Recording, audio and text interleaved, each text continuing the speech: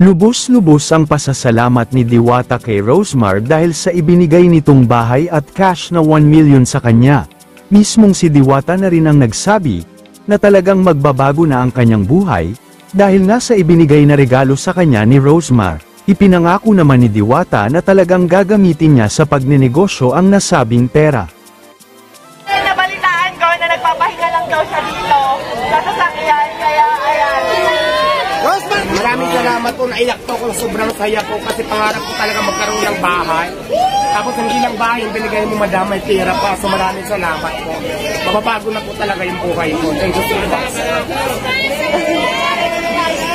Kaya ang sinasabi ko, kaya lagi ko sinasabi na sure ako magbabago ang buhay dito ni Diwata. Kasi kami ng asawa ko po, nakatira lang kami noon, natutulog lang po sa likuran ng pet shop sa Sampaloc, Manila, kung saan sa kama namin may nagtatakbuhang daga, ibis at kung ano-ano pa. Pero dahil sa sinabit sa kasal namin ng aming mga magulang, na 1 million ngayon, napakalaki na po ng pinagbago ng buhay namin. Kaya Diwata, gamitin mo sa tama.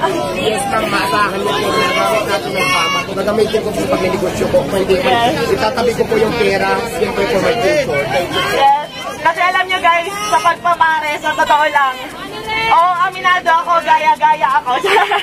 And aminado ako, ginaya ko si Diwata. Kasi na-inspire ako talaga sa kanya, pero hindi para gawin siyang kompetensya. Sa totoo lang, matagal na kami nagka-chat ni Diwata. And tinanong ko talaga siya kung may tinutubo ka ba, may kinikita ka ba. Kasi talagang na-inspire ako sa kanya. Matagal ko na gusto maglabas ng pares, kaso nga beef.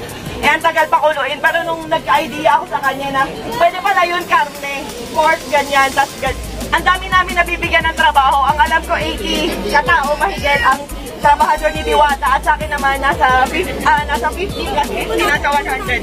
Napakaraming pamilya po yung nabago namin dalawa. Pero sa totoo lang guys, sa pagpapares na yan, wala po kaming kinikita talaga. Ayan, tinanong ko rin si Diwata kung kumikita ba siya, kung magkano na ba ipon niya, kumikita ba talaga siya. So sabi niya sa akin, tinanong ko kung milyon na ba kinita mo kasi sa dami ng tao.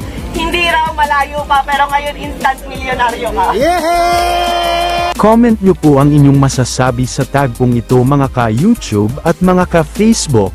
Paki-like and share na lang po ang videong ito. Pa-subscribe at follow na lang din po. Maraming salamat po sa panunood at suporta. All the glory belongs to our Lord Jesus Christ. God bless us all.